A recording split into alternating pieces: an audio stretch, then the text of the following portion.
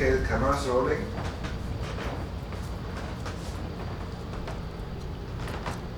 Alright. Actually, let's do the top.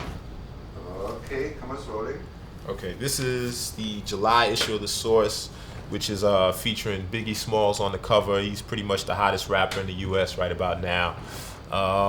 Straight out of Brooklyn, and pretty fat feature inside by a very famous writer, Bones Malone. He's known far and wide in the hip hop circles, and it's the latest fat issue of the Source, the magazine of hip hop, music, culture, and politics.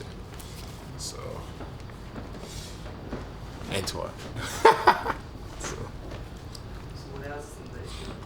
So you got Mad Lion. We got a feature on like the new R&B divas coming out, such as Brandy, Total. We got a feature on the Last Poets, kind of like the forefathers of rap. It's a very fat issue. You will be seeing it on your newsstands or record stores very shortly. It's pretty much broken up into major features. Basically, major features are usually done on artists that are making a big impact.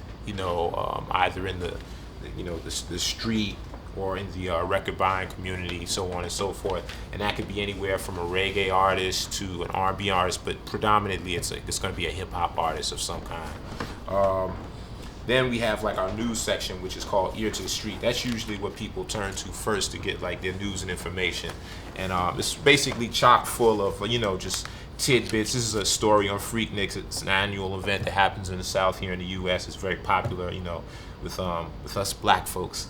And so Ear to the Street is just basically chock full of information. This is a new column that we just put in called Dr. Pain, which is kind of like a thing that breaks down just different health issues and health-related stories that need to be exposed.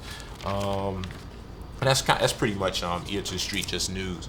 Then we always have our book review. We have a flavors of the month section where we show just different doodads, like maybe the flyest new backpack, flyest new shades, something like that. Then we also have a thing called Mic Check. Mic Check is a very brief section where we give an up and coming artist a chance to just give a quick interview with the public, and just give them a chance to if they're already having maybe a buzz in their region, whether it be in the UK, the US, wherever, they have a chance to kind of give an interview and say where they're coming from so the audience knows what's happening. Hip Hop Quotable is basically, it started as Dopest Rhyme of the Month, and basically we go through all of the tapes and all of the releases that we get, every single day, and we basically, as a staff, pick out what we think is the dopest rhyme or the best rhyme of the month, and that's known as the Hip Hop Quotable. Unsigned Hype, a lot of you cats out here might want to know about Unsigned Hype. It's basically where we get demos every single day, and Unsigned Hype is when we give light to one of those demos that happens to be outstanding, something that really catches the ear or we think is going to blow up.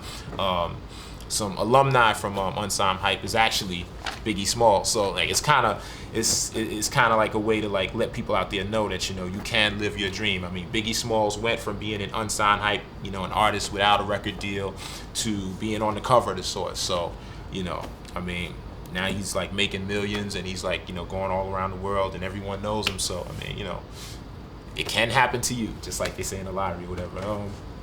Fat Tape is just a little selection of I don't know if you guys are familiar with blend tapes out where you guys are at, but it's kind of like our little blend tape, our dream blend tape that we would put together if this was a audio magazine. Which, by the way, we are on the internet.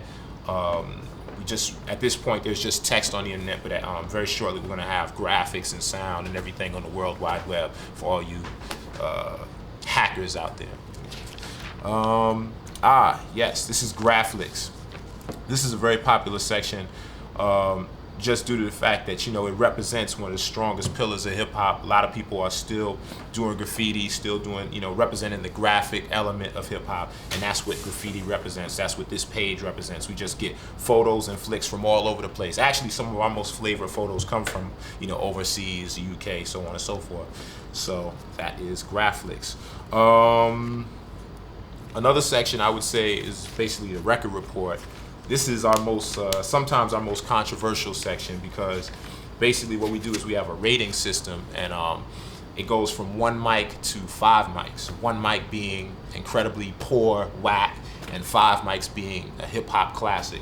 So every month we just have a huge selection of different records that we review in the record report, and we basically rate them. We give them, 2, 3, 4 mics, and that's why it becomes controversial sometimes, because the artist is not always going to agree with the rating. So what's album of the month this year? Well, I don't know if there's an album of the month, but like what we usually do is we have a lead record review that we put up first as like kind of like, I guess, for this month, like kind of maybe the hottest record. And this one happens to be Bushwick Bill. He's come out with a new album called Phantom of the Rapper, and we decided that was one of the hottest new releases for this month. Lost Boys, so record report. And then there's a very popular section that we just added called Reality Check with Buck Wild.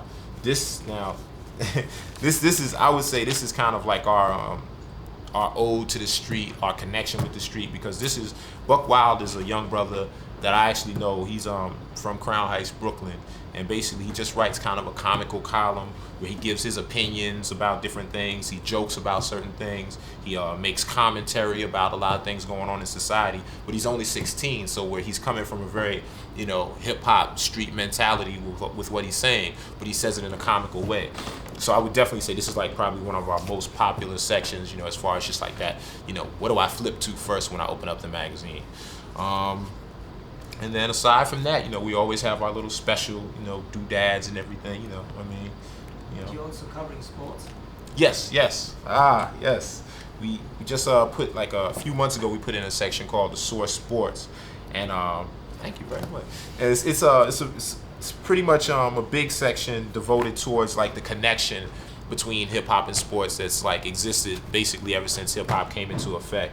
What we do in this section is, we cover sports, but we cover it in a way that is attractive to the average hip hop reader. Here's David Justice and everything, and rather than give you maybe a dry kind of mainstream reporting angle on it, what we do is we come at it from the hip hop perspective and use maybe terminology and a viewpoint that maybe the hip hop readers can relate to more, and makes it more interesting for them. Also, like further on, we have like conversations between the athletes. Here's Do It All from Lords of the Underground talking to Roy Jones, the boxer. So I mean, we have different conversations between the rappers and the athletes, and a lot of the athletes that are out now are actually getting into producing and rapping themselves. So it kind of makes for a lot of interesting information and tidbits. So it's grown, and I think it's going to continue to grow. And a lot of people seem to be happy with the new sports section. So basically overall, what I would say is the Source is pretty much acting as like almost a lifestyle magazine for hip hop, rather than just a magazine that reports about music and just maybe a fanzine. It's a complete lifestyle magazine. We also have our month-to-month fashion section. It's not in this issue, but usually we have a very nice fashion spread every single month featuring some of the most updated fly gear or whatever.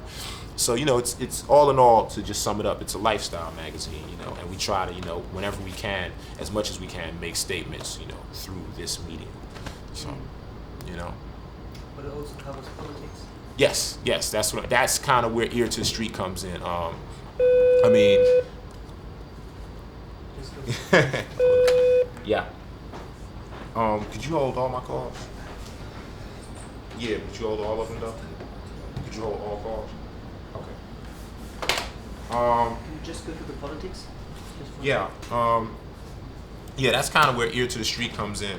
Not a month ago, we had a big feature called The Conservative Nightmare, which basically dealt with the whole new regime that's come into the U.S. government, dealing with Newt Gingrich and, just the changing of the guard, as far as Republicans versus Democrats. See, this is the kind of stuff that, a lot of hip hoppers aren't usually. I mean, in a record, you can listen to maybe Public Enemy refer to some political issues, so on and so forth.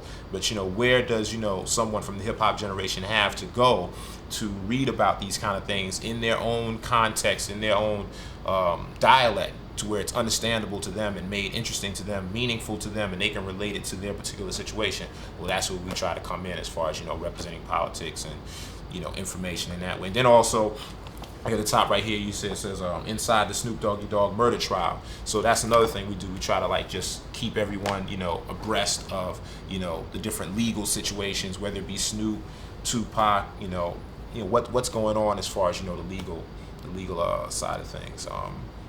Now, I think most recently what we're about to embark upon is this whole, there's been this kind of a flap between Warner Brothers and some people, from the U.S. government. Basically, they're attacking Warner Brothers for putting out rap music, saying, so on and so forth, that, it's what they're putting out is obscene, and Warner Brothers shouldn't be putting it out. And so now there's this big thing kind of brewing over that, and it looks like we're about to go into another bout of censorship fights, labeling, so on and so forth. So that's going to be something you'll probably be seeing in the pages of the Source, shortly. So,